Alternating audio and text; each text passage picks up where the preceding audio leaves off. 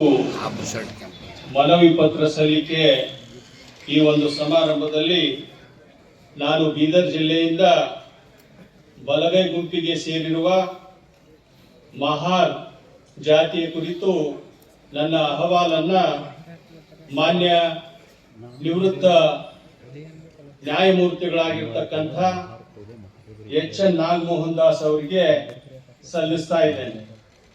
ಈ ಒಂದು ವಿಷಯ ಬಲಗೈ ಗುಂಪಿಗೆ ಸೇರಿರುವ ಬೀದರ್ ಜಿಲ್ಲೆಯ ಮಹಾರ್ ಉಪಜಾತಿಗೆ ಒಳ ಮೀಸಲಾತಿ ಹಂಚಿಕೆಯಲ್ಲಿ ನ್ಯಾಯಯುತ ಪ್ರತಿಶತ ನೀಡುವ ಬಗ್ಗೆ ಮೇಲ್ಕಂಡ ವಿಷಯದ ಕುರಿತು ತಮ್ಮಲ್ಲಿ ಬೇಡಿಕೊಳ್ಳುವುದೇನೆಂದರೆ, ಕಳೆದ 30 ವರ್ಷಗಳಿಂದ ನಮ್ಮ ರಾಜ್ಯವಾದ ಕರ್ನಾಟಕದಲ್ಲಿ ಒಳ ಮೀಸಲಾತಿಗಾಗಿ ಹೋರಾಟ ನಡೆಯುತ್ತಲಿದೆ.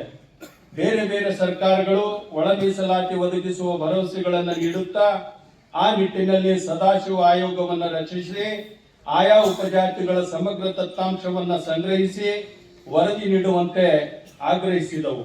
2012ರಲ್ಲಿ ಸದರಿ ವರದಿಯನ್ನು ಸರ್ಕಾರಕ್ಕೆ ಸಲ್ಲಿಸಲಾಯಿತು.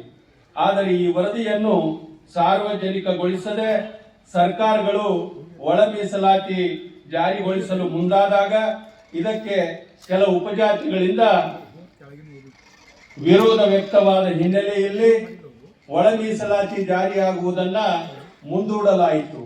ಸದಾಶಿವ ಆಯೋಗ ಅವೈಜ್ಞಾನಿಕವಾಗಿದೆ. ಹಾಗಾಗಿ ಕಳೆದ ಬೊಮ್ಮಾಯಿ ಸರ್ಕಾರ ಅದನ್ನು ತಿರಸ್ಕರಿಸಿ ಅದರ ಬದಲಾಗಿ ಸಂಪುಟ ಉಪಸಮಿತಿ ರಚಿಸಿ ಅಂದಿನ ಕಾನೂನು ಮಂತ್ರಿಗಳಾದ ಶ್ರೀ ಜೆ.ಸಿ. ಮಾಧುಸ್ವಾಮಿ ಅವರ ನೇತೃತ್ವದಲ್ಲಿ ಹೊಸ ವರದಿ ತಯಾರಿಸಿ 101 ಜಾತಿಗಳನ್ನು 4 ಭಾಗಗಳಲ್ಲಿ ವಿಂಗಡಿಸಿ ಮಾದಿಗ ಸಂಬಂಧಿತ ಜಾತಿಗಳಿಗೆ 6.5%, ಹೊಲೆಯ ಸಂಬಂಧಿತ ಜಾತಿಗಳಿಗೆ 5.5%, ಸ್ಪೃಶ್ಯ ಜಾತಿಗಳಿಗೆ 4.5%, ಅತಿ ಸಣ್ಣ ಜಾತಿಗಳಿಗೆ 1% ಎಂದು ಹಂಚಿಕೆ ಮಾಡಿ ಒಳ ಮೀಸಲಾತಿ ಜಾರಿಗಾಗಿ 2023ರ ಚುನಾವಣೆಗೆ ಮುಂಚೆ ಕೇಂದ್ರ ಸರ್ಕಾರಕ್ಕೆ ವರದಿಯನ್ನು ಸಲ್ಲಿಸಲಾಯಿತು.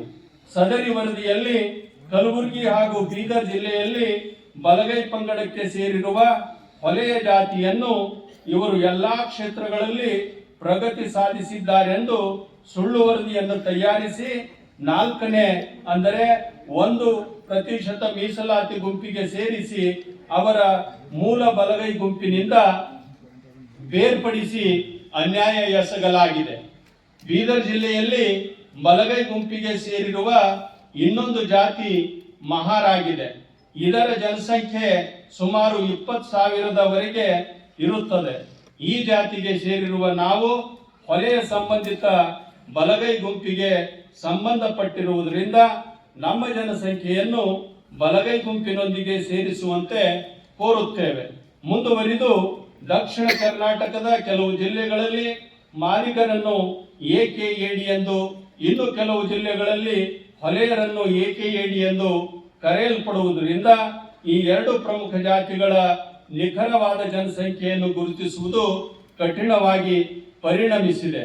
ಆದ್ದರಿಂದ ಸಾಮಾಜಿಕ ನ್ಯಾಯದ ಪರವಾಗಿರುವ ತಮ್ಮಲ್ಲಿ ಕೇಳಿಕೊಳ್ಳುವುದೇನೆಂದರೆ, ಈ ಎಲ್ಲಾ ಗೊಂದಲಗಳನ್ನು ಸರಿಪಡಿಸಲು ಉಪಜಾತಿಗಳ ನಿಖರವಾದ ಜನಸಂಖ್ಯೆಯನ್ನು ಗುರುತಿಸಲು ವೈಜ್ಞಾನಿಕ ಆಧಾರದಲ್ಲಿ ಹೊಸದಾಗಿ ಸಮೀಕ್ಷೆಯನ್ನ ಮಾಡಿಸುವುದರ ಮುಖಾಂತರ ತಾವು ಮೂಲಕ ಎಲ್ಲರಿಗೂ ನ್ಯಾಯ ಸಿಗುವಂತೆ ತಾವು ವರದಿಯನ್ನು ತಯಾರಿಸಿ ಸರ್ಕಾರಕ್ಕೆ ಸಲ್ಲಿಸಬೇಕೆಂದು ತಮ್ಮಲ್ಲಿ ವಿನಂತಿ ಪೂರ್ವಕವಾಗಿ ಬೇಡಿಕೊಳ್ಳುತ್ತೇನೆ.